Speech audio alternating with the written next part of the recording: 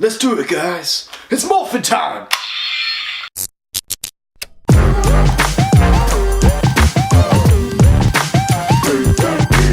Hey there guys, so I'm back with another Power Rangers related video, and I thought it was time to talk about a certain topic that no one really talks about anymore, the 1995 movie and the 4th part of Season 3 Ninja Quest. Now the movie was released in 1995 for July, and the Ninja Quest was released about September of 1995, so 2 months away from each other.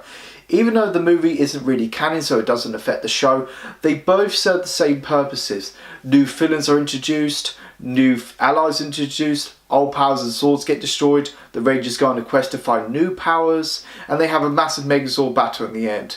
Now I'm not going to say which is better because that's unfair, because the movie actually had a budget and skydiving is obviously better than a volleyball tournament. So I'm only going to talk about the certain topics they did things better with in terms of writing and production value.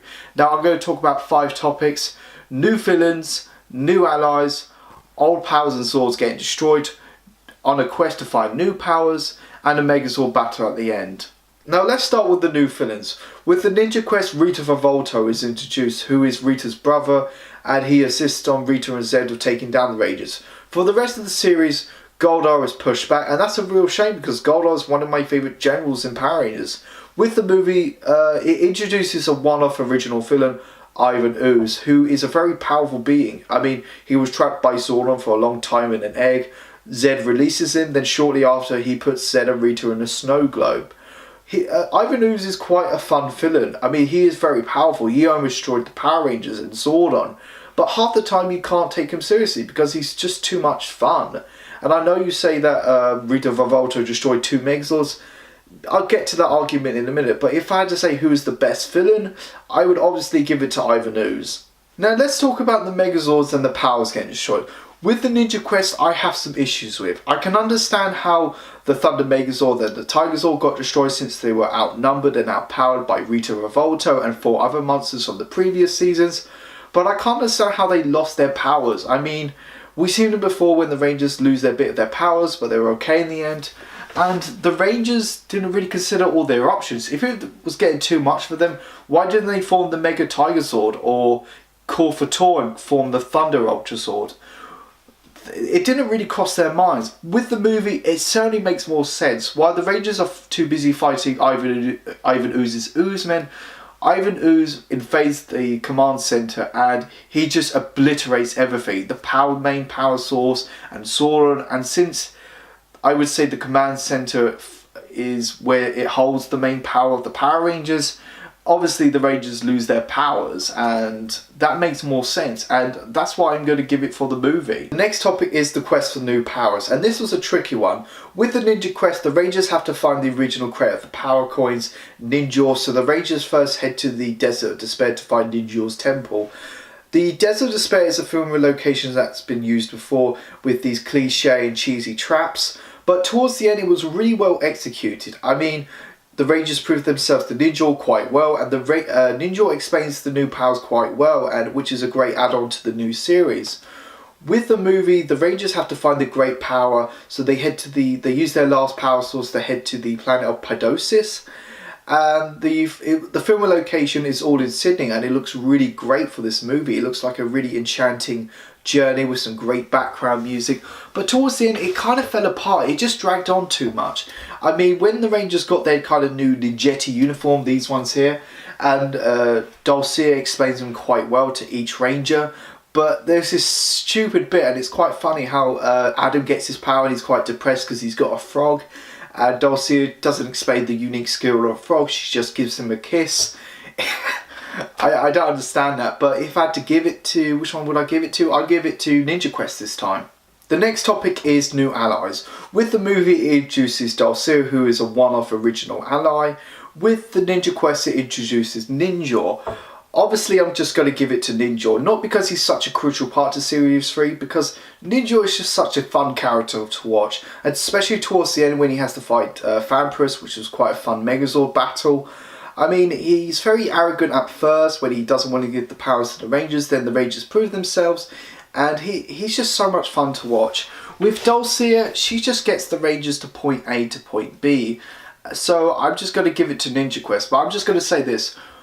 Why hasn't Ninja returned? I mean, he is just such a crucial part to Mighty Morphin Power Rangers, and I know I got off the wrong topic here, but I mean, I'm so surprised that Super Megazords never bring back Ninja for one episode when Go Kai Ranger did. That just really pisses me off. I really hope he comes back in the 25th anniversary. Now the final topic is the Megazord battle at the end. Now this was tricky. They both have flaws, but they do have some great things to it. I mean, with the movie, it started off really fun with each sword fighting Ivan Ooze's Ectromorphicon machines. Then towards the end it really fell apart. I mean, Ivan Ooze merges with one of them since one of them is destroyed. And then the Rangers form their Ninja Megazord, and this is all CGI and looks ugly. This doesn't have the budget for a really good CGI, and you couldn't tell which bit was which, and it just looks awful. It looks really bad. I mean, compared to Turbo, a Power Rangers movie, which was a really bad Power Rangers movie, at least they got one thing right, which was the Turbo Megazord, which goes back to the basics, a guy in a suit. And how Ivan Ooze gets destroyed was just so dumb. I mean, basically Aisha presses the emergency red button which allows the Megazord to kick Ivan Ooze in the balls. Who came up with that idea? One thing I really liked was how the Falcon Zord forms like a railroad track from the monorail, which has lots of kids in, which they go find their parents, which is another story. You'll have to watch the movie for that. But it was a nice callback to the Christopher Reeves movie when Superman has to form a railroad track for the oncoming train. With the Ninja Quest, it has some couple of plot holes. I mean, how the Thunder Megazord and the Tiger Zord got destroyed wasn't down to Rita Revolta. It was down to because it was Rita Revolta and the 4 other monsters. I mean, Goldar and 4 other monsters could have destroyed the Megazords, and they do establish that. I mean, if it was just Rita Revolta on its own, the Rangers could have easily took down Rita Revolta easily.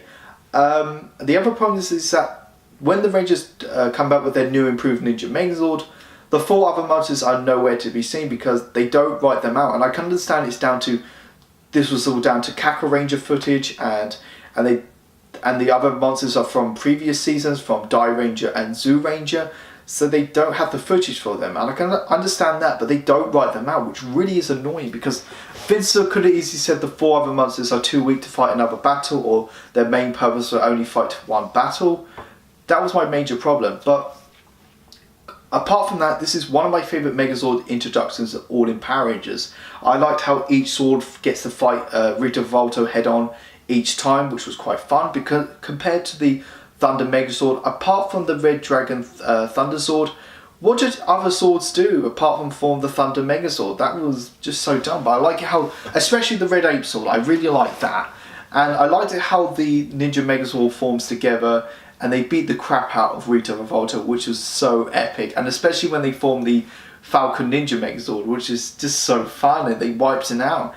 I think this is the Ninja Megazord is one of my favourite Megazords of all time, and this was the first time we get to see a Megazord actually fly in All in Power Rangers, which was so epic. And they do play the second chorus of the Mighty Morphin Power Rangers theme, which is just so good. So I just got to give it to Ninja Quest because they did so many things right. They just had a couple plot holes, but I forgive them. So overall, it's really a tie for me. They're both on the same level. They do have some major flaws, but they have some great merits to them. I mean, the original movie is one of my favourite childhood movies, and Ninja Quest is one of my favourite episodes of Mighty Morphin Power Rangers, and why I consider Series 3 to be the best series. I mean, what do you guys think? Which one do you prefer, the original movie or Ninja Quest? Till then, I've got your back.